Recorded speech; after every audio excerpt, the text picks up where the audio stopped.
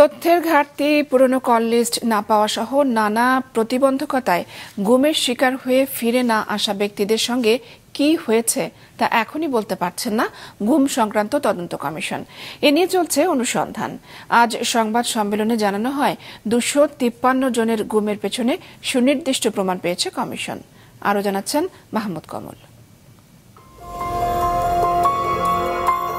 রাজনৈতিক প্রতিহিংসা, ব্যবসায়িক বিরোধ কিংবা ভিন্ন মতাবলম্বীদের দমন, যেসবের ঢাল হিসেবে ব্যবহার হতো জঙ্গিবাদের তকমা, সবশেষ পরিণতি হত্যা, ভারতে পাঠিয়ে দেয়া কিংবা আইন শৃঙ্খলা বাহিনীর হাতে গ্রেপ্তার।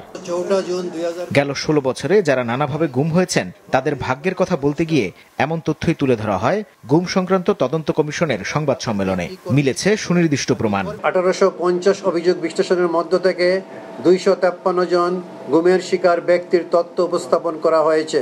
এবারের প্রতিবেদনে আমরা গুম অবস্থা হতে ফিরে না আসা এমন 12 জন ভিকটিমের বিষয়ে অগ্রগতি তুলে ধরেছি, যাদের বিষয়ে প্রাথমিকভাবে অনুসন্ধান সম্পন্ন হয়েছে এবং তাদের গুমের জন্য কারা দায়ী তা প্রাথমিকভাবে আমরা শনাক্ত করতে পেরেছি। অভিযোগগুলোর মধ্যে 81% জীবিত আর 19% ফেরত না আসা ভুক্তভোগীদের।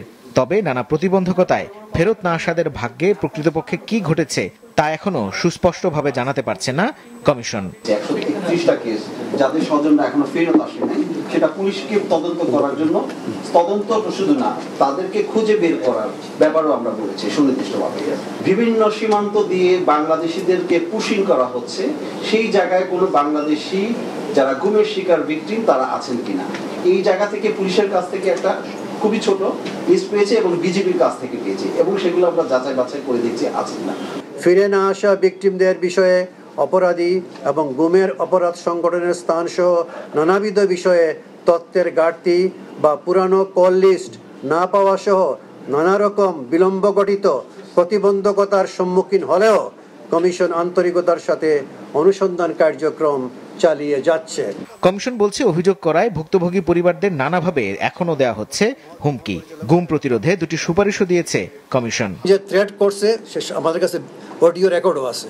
ইন্টারন্যাশনাল ক্রাইমস যে ট্রাইব্যুনাল, তাকে দেওয়া হয়েছে দায়িত্ব যে কিভাবে ভিকটিমের এবং আপনার উইটনেসেসের সাক্ষীদের আপনার সিকিউরিটি এনশিওর করবে। চলতি মাসের 4 জুন দ্বিতীয় অন্তর্বর্তী প্রতিবেদন জমা দিয়েছে কমিশন।